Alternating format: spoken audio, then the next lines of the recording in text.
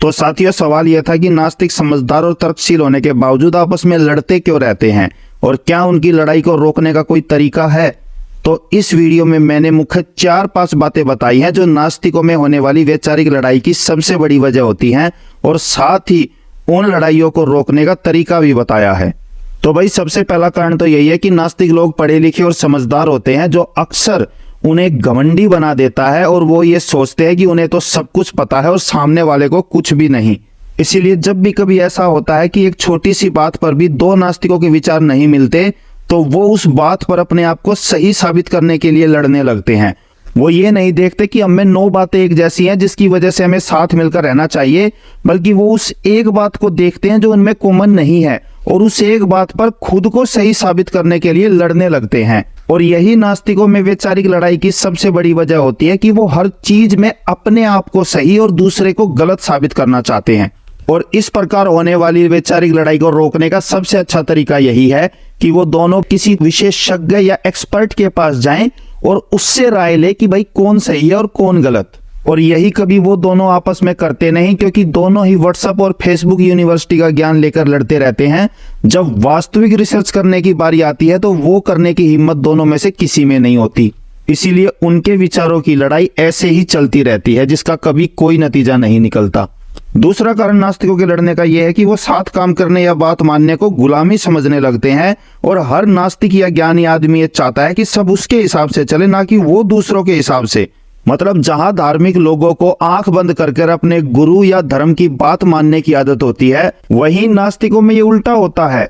वो पीछे चलने वाले भेड़ बकरियों का झुंड बनने के बजाय आगे चलने वाले लीडर बनना पसंद करते हैं। इसीलिए जब उन्हें किसी दूसरे लीडर के नीचे काम करना पड़ता है तो ये बात उनसे बर्दाश्त नहीं होती और वो लोग लड़ने लगते हैं। और इस लड़ाई को रोकने का सबसे अच्छा तरीका वही है जो मैंने अपनी पिछली वीडियो में बताया है कि जो भी लीडर बनना चाहे उस पर सबकी जिम्मेदारी डाल दी जाए और पैसा प्रॉपर्टी छोड़कर दूसरों की सेवा करने के लिए कहा जाए। एक तीसरा कारण नास्तिकों की लड़ाई का यह भी है कि वो अपने आप को जाति, धर्म और भगवान के अंधविश्वास से तो आजाद कर पाए हैं, परंतु लालच और स्वार्थ से आजाद नहीं कर पाए हैं। वो सोचते हैं कि मुझे किसी की जरूरत नहीं है तो मैं किसी से क्यों जुड़ूं। और ऐसी सोच रखने वाले नास्तिकों को साथ लेकर काम करने का कोई फायदा नहीं है, क्योंकि वो सिर्फ तभी तक साथ रहते हैं जब तक उनको फायदा होता रहता है। जैसे ही उन्हें फायदा मिलना बंद हो जाता है वो तुरंत साथ छोड़कर चले जाते हैं। इस विचारधारा को रखने वाले लोगों को मनाकर साथ लेने की जरूरत नहीं है। ऐसे लोगों को तो सबसे पहले लात मारकर अलग करना चाहिए। अब इन कारणों के अलावा एक और बहुत बड़ा कारण है नास्तिकों की लड़ाई का, जो मैं पिछले 1 साल से अपने ग्रुप में देख रहा हूं। और वो कारण ये है कि उन्होंने भगवानों के बजाय महापुरुषों की भक्ति करनी शुरू कर दी है। वैसे महापुरुष को मानना गलत नहीं है, किसी को आदर्श मानकर उसके बताए हुए विचारों पे चल के कुछ अच्छा करना बहुत बढ़िया है। लेकिन यहाँ पर नास्तिक लोग महापुरुषों के आदर्शों पे नहीं चल रहे हैं, बल्कि अपने अपने महापुरुष को बड़ा साबित करने के लिए लड़ रहे हैं। और इसके लिए वो अपने महापुरुषों के बारे में या तो झूठ फैलाने लगते हैं या दूसरे महापुरुषों में कमी निकालकर उन्हें नीचा दिखाने की कोशिश करते हैं। और इसी वजह से मुझे अब धार्मिक और नास्तिकों में ज्यादा फर्क नजर नहीं आता है। वो अपने धर्म या भगवान को सबसे महान साबित करने के लिए झूठी कहानियां बनाते हैं या दूसरे धर्मों में कमियां निकालते हैं। वही काम हम महापुरुषों को बड़ा साबित करने के लिए कर रहे हैं। और इसका सबसे अच्छा एग्जाम्पल है कि 1 साल से मेरे ग्रुप में लोग अंबेडकर और भगत सिंह को एक दूसरे से महान साबित करने के लिए लड़ रहे हैं। और इसके लिए दोनों ही एक दूसरे पर इल्जाम भी लगाते हैं या झूठी कहानियां बनाते हैं। जैसे बाबा साहब ने धर्म छोड़ा नहीं था, बदला था, तो वो नास्तिक कैसे हुए, या भगत सिंह ने दलितों के लिए तो कुछ भी नहीं किया तो हम उन्हें क्यों माने। साथ ही अम्बेडकरवादियों द्वारा भगत सिंह के बारे में ये झूठ फैलाया गया है। एक दिन भगत सिंह ट्रेन स्टेशन पर एक अछूत से मिलकर बाबा साहब के फैन हो गए और उन्होंने कहा कि अंग्रेज तो नकली दुश्मन थे, असली दुश्मन तो ब्राह्मण हैं। और अंग्रेजों को निकालने के बाद मैं जीवन भर बाबा साहब के साथ मिलकर ब्राह्मणों को देश से निकालने का काम करूंगा। और बाबा साहब को देशद्रोही कहा जाता है क्योंकि वो देश से अंग्रेजों को भगाना नहीं चाहते थे। मैं आपको बता दूं, अछूतों की समस्या को लेकर मैं चिंतित रहा हूं मेरे बचपन से। तब आप पैदा भी नहीं हुए थे डॉक्टर अंबेडकर। मेरे प्रयासों से ये बात कांग्रेस के मंच पर भी उठाई गई। असल में कांग्रेस ने इस समस्या को समझने का सिर्फ दिखावा किया है, दांभिकता भरे झूठे और खोखले आश्वासन देकर। आपने कहा कि कांग्रेस ने 20 लाख खर्च की। मैं कहता हूं कि व्यर्थ खर्च की। अगर कांग्रेस अपना दायित्व समझती है तो कांग्रेस का सदस्य बनने की शर्त होनी चाहिए छुआछूत ना मानना, ना कि खादी पहनना। आप कहते हैं कि ब्रिटिशों के मन में हमारे लिए कोई बदलाव नहीं आया। मैं ये पूछता हूं कि हिंदुओं के मन में भी कहां बदलाव आया है हमारे लिए। जब तक वो अड़ियल बने रहेंगे तब तक हम विश्वास नहीं करेंगे हिंदुओं पर, कांग्रेस पर या किसी महात्मा पर।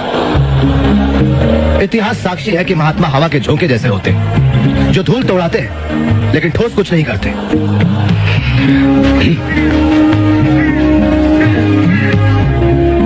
गांधी जी मेरी कोई मातृभूमि नहीं, लेकिन ये सारा देश आपकी मातृभूमि है डॉक्टर अंबेडकर। और जहां तक राउंड टेबल कॉन्फ्रेंस के बारे में मैंने पढ़ा, उससे यह साबित होता है कि आप एक सच्चे और निष्ठावान देशभक्त हो। इसे मैं अपनी मातृभूमि कैसे कह सकता हूं जहां कुत्ते बिल्लियों जैसा सलूक होता है हमारे साथ। हम लोगों के साथ जो बर्ताव होता है वो इतना असहनीय है कि अगर हम कभी निष्ठावान न रह पाए तो दोष इस मिट्टी का होगा, न कि हमारा। कांग्रेसियों ने हमारे आंदोलन का विरोध किया, देशद्रोही कहा, और आप मुझे देशभक्त कह रहे हैं। मेरा मानना है कि मैं अपने लोगों के बुनियादी हकों की रक्षा के लिए लड़ रहा हूं, इस भूमि को बिना कोई नुकसान पहुंचाए। आप मुझे देशद्रोही कहें या देशभक्त, मुझे इसकी कतई परवाह नहीं। और मजेदार बात यह है कि इनमें कमी निकालकर इन्हें नीचा दिखाने का काम वो करते हैं जिन्होंने आज तक खुद कभी किसी की मदद नहीं की है। जबकि मुझे पूरा यकीन है कि बाबा साहब और भगत सिंह अगर जिंदा होते तो सच में एक दूसरे की दिल से इज्जत करते, क्योंकि वो सब अच्छाई के रास्ते पर इसलिए नहीं चल रहे थे क्योंकि उन्हें नंबर 1 का मेडल लेना था, बल्कि इसलिए चले थे क्योंकि उन्हें समाज बेहतर बनाना था। इसीलिए जिसने भी समाज में जिस तरह की बुराई को देखा वो उसी को मिटाने में लग गया। भगत सिंह ने जातिगत भेदभावों के बजाय अंग्रेजों के अत्याचार देखे होंगे, इसीलिए उन्होंने अंग्रेजों को देश से भगाने के लिए आंदोलन चलाए।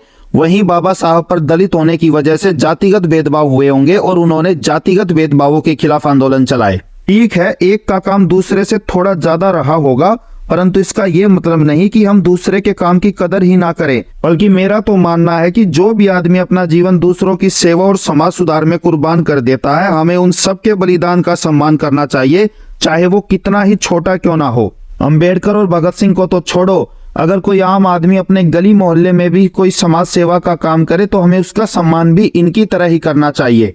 ठीक है, आप किसी एक महापुरुष को पसंद करते हैं, लेकिन इसका मतलब ये नहीं कि आपको दूसरे का अपमान करने का हक मिल गया।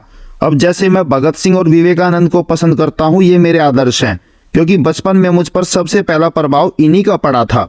परंतु इसका ये मतलब नहीं है कि मैं बाबा साहब की इज्जत नहीं करता और कोई भी उनके बारे में कुछ भी कहे तो मैं चुपचाप सुनता रहूंगा। अरे बाबा साहब को तो छोड़ो, मैं गांधी, भगवान या देवी देवताओं को भी पसंद नहीं करता, फिर भी उनके खिलाफ कभी गाली गलौच या अभद्र भाषा का प्रयोग नहीं करता। हाँ, समाज में अंधविश्वास, नफरत और दंगा फैलाने वालों को गालियां जरूर देता हूं, चाहे वो ब्राह्मण हो, अम्बेडकरवादी हो या मुस्लिम हो। कमियां होती हैं सब में, बाबा साहब, गांधी और भगत सिंह में भी रही होगी, लेकिन कमियां बताने का भी एक तरीका होता है। और सिर्फ कमियां ना बताएं, अगर हिम्मत है तो उनका समाधान बताकर समाज में उनकी तरह महान काम करके भी दिखाए। लेकिन वो काम इनसे होगा नहीं, क्योंकि उसमें तो मेहनत लगती है और दूसरों की भलाई में अपना जीवन बर्बाद करने की हिम्मत इनमें है नहीं। हाँ, सुबह सुबह हाथ में फोन लेकर बैठ जाएंगे और सोचेंगे कि कैसे आज अपने महापुरुष की झूठी खबर फैलाकर उसे बड़ा बताऊं और दूसरे में कमी निकालकर उसे घटिया साबित करूं। और मैं एक बात बता दूं कि इस तरह भले ही आप अपने महापुरुष को बड़ा साबित ना कर पाओ, लेकिन नीचे जरूर गिरा दोगे, क्योंकि एक ना एक दिन सच सामने जरूर आता है। और जिस दिन तुम्हारी झूठी कहानियों का सच सामने आएगा, उस दिन से महापुरुषों की सच्ची घटनाओं को भी लोग झूठ मानेंगे। इसलिए झूठ कभी भी मत बोलो, तभी नास्तिक एक हो सकेंगे। लेकिन मुझे नहीं लगता कि यह संभव हो पाएगा, क्योंकि जब मेरे ग्रुप के कुछ मेंबर ही कई बार समझाने के बावजूद आपस में मिलकर नहीं रहते, तो देश के करोड़ों नास्तिक कैसे रहेंगे। मैं समझ चुका हूं कि करोड़ों धार्मिक लोग तो बेवकूफ बनाकर साथ रखे जा सकते हैं, लेकिन दो नास्तिक हमेशा आपस में लड़ेंगे। लेकिन अच्छी बात यह है कि हमारी लड़ाई धार्मिकों की तरह कट्टरता वाली नहीं, बल्कि विचारों की होती है। और भले ही हम साथ मिलकर ना रहते हो, लेकिन आज से 100-150 साल बाद भारत में केवल नास्तिक ही रहेंगे, धार्मिक तो मुट्ठी भर बचेंगे। अब कैसे, ये आपको बताना है। तो चलिए मिलते हैं अगली वीडियो में, तब तक के लिए जय हिंद, जय भारत, जय विज्ञान, इनकलाब जिंदाबाद।